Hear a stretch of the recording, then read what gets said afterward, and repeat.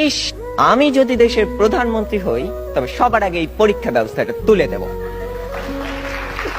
1994 বিতর্কে অংশগ্রহণ করছেন 6 জন।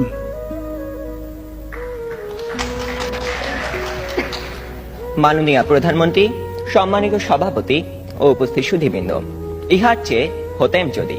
অনেক কিছুই তো হতে ইচ্ছে করে, কিন্তু বাবার অত্যাচারে কি কোনো কিছু করার বা হওয়ার সত্যিই জো আছে?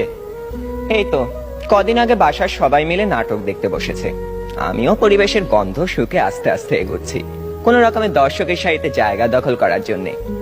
অমনি বাবা গুরুগম্ভীর কণ্ঠে আদেশ জারি করলেন, 2 দিন পরে তোমার পরীক্ষা, এখন তোমার এসব নাটক ফাটক দেখা চলবে না।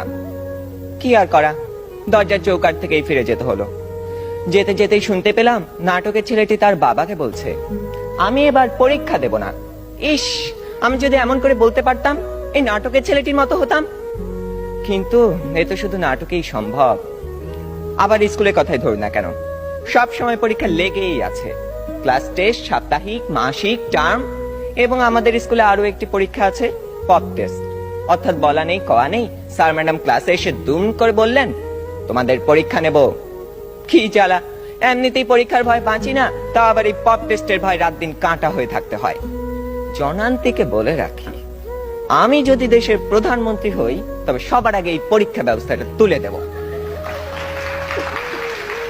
এরই মধ্যে একজন বন্ধু ইশারা করলো, এনেছি।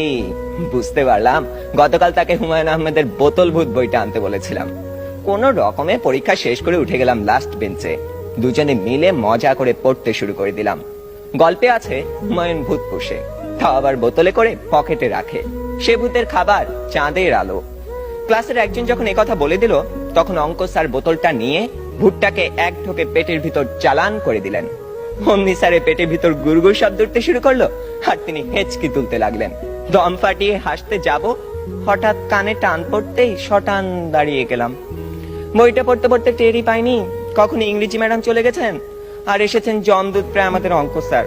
বইটা নিয়ে গেলেন হেড স্যারকে জমা দেবেন বলে। তার মানে আরো এক দফা শাস্তি।